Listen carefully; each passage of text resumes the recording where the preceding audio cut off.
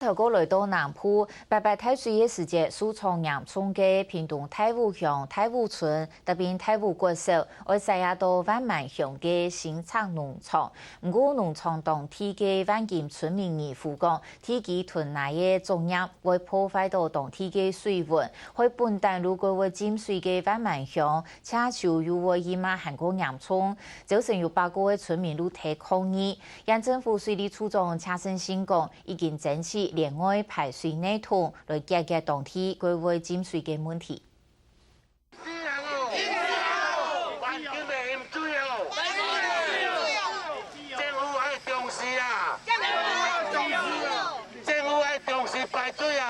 8个万金村民泰上抗议，希望政府重视排水嘅问题，因为新庄农场路喺万金洋气嘅对面，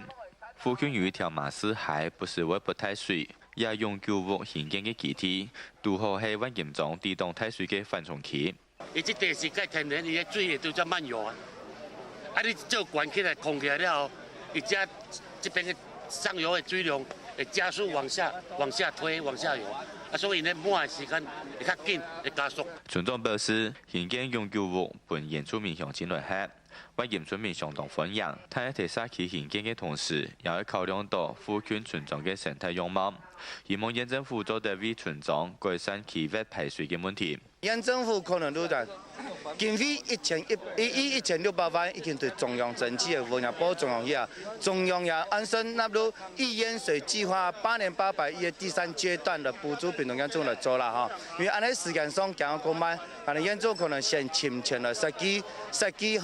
好嘅，等錢準下來，可能也有法度來工程來發包。縣政府水利處長車勝新表示，計劃限望通過核天，縣政府會具體7、8月用救護居民喺呢時節，另外排水系統也會通工，會先總前來設計規劃，等水利署核准路可以通工，一並解決當地水分嘅問題。客家新聞潘成旺屏東報道。